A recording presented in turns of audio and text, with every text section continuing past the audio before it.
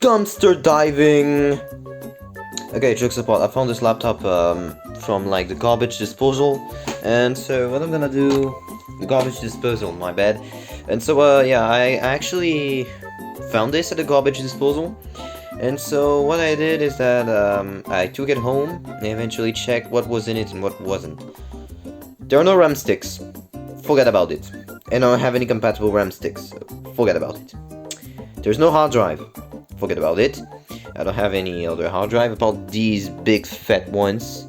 That's all I have. And I don't even know if there's a processor in it. There is a battery, but I removed it because I suspect this thing took water. It's probably wet. I don't know for how long it has been sitting. But I suspect this thing is wet. I may have a compatible charger for this thing. I have no idea. Well, it fits, but I have no idea if it will work.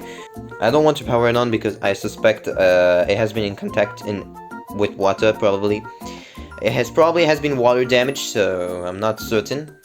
But yeah, yeah, that's a pretty cool find. Yeah, I found this like randomly at the garbage disposal, and it was like, let's take it home.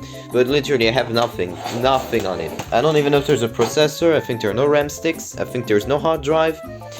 Yeah, I have no idea, and I don't even know if the charger that basically fits for it works, and I won't take the risk to power it on, so instead, yeah, I have no idea.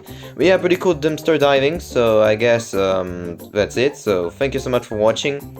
Don't forget to like and subscribe, and I'll probably see you soon in the near future. Peace out. This stupid Samsung laptop, I still haven't got rid of it. I should absolutely get rid of it. That's crazy. Really.